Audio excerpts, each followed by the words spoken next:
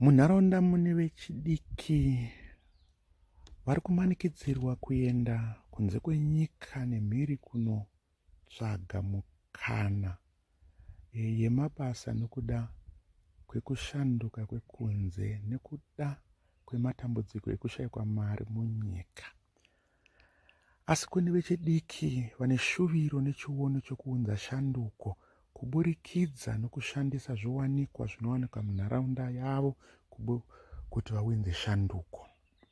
Mukomana ane makore 35 okuberekwa anobva muwadhi 7 muMalaba village, anova muvaki uye murimi, uye musikana ane makore 32 anobva muwadhi 9 mumusha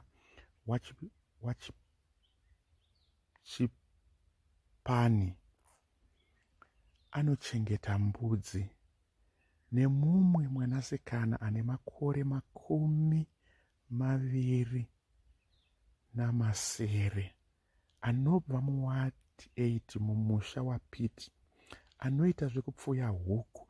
Vadiki ava vakatanga kufusha mari senzira yekuchengetedza mari dzavo kuti vasimudzire mabhizinesi avo. Zvisinei nedambudziko rekushandiswa kwemamiriro ekunze zvinova zvakonzeresa kusanaya kwemvura,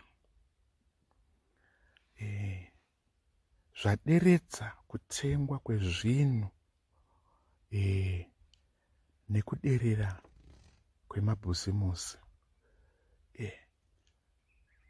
nekushayikwa kwerubetsero rwemari, kushata kwemigwagwa inoshandiswa kutakura zvinhu kuenda kumisika mikuru. Vechidiki ava vakatsvaga nzira itsva yekutengesa zvinhu zvavo nayo.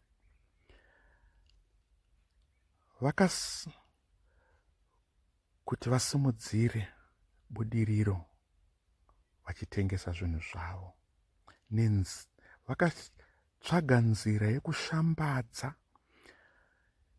zvinhu zvavo mumasaisai akasiyana siyana, zvaita kuti vagonewo kutengeserawo vemabhizimusi ekunze vachiwanawo muripo uri nani, vemabhizimusi aya vozotengesawo kunyika dzavo, zvinova zvaunza budiriro kwavari.